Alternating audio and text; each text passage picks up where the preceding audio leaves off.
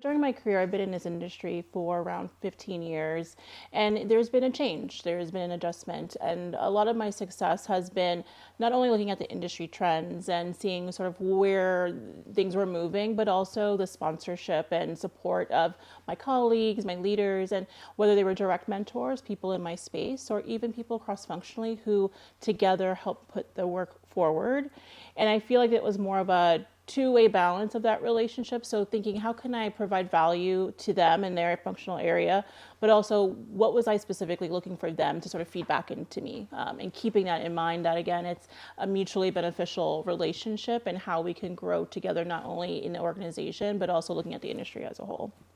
How can companies better support women in the workplace?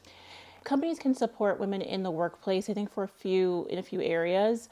Either it's defining what does success look like, which feels ephemeral at times, but I think establishing core competencies, attributes, skills, that is the model of success, helps people to not only achieve and work toward that, but also mitigate any biases that might exist when there is sort of this ephemeral template of what that could look like. It's hard to achieve something that you can't really put a shape or touch or feel, but with those established guardrails, people are able to sort of meet that expectation, measure it, and see what that success looks like shared along the way.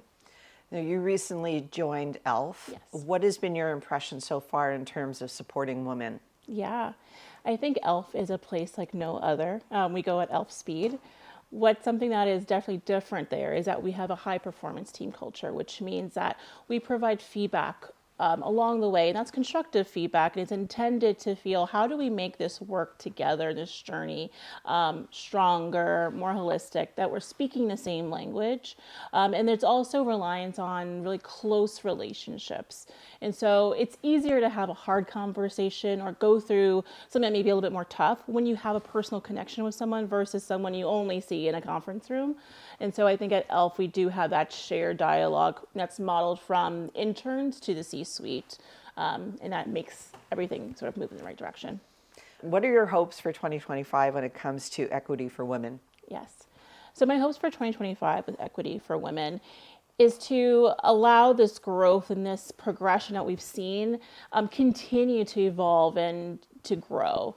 I think there's a lot of anticipation, and where I've seen a lot of growth is how we define success, and putting that expectation that success does not have to be linear. There isn't one way to succeed or to elevate and grow. There's actually a litany of different paths that people can take, and destigmatizing sort of one growth path in terms of getting from one place to the other, it can look very different, especially out of the pandemic. It could mean having more breaks. It could mean pulling from different industries, even being able to have traditional and non-traditional areas and avenues for success can allow this growth to continue to evolve.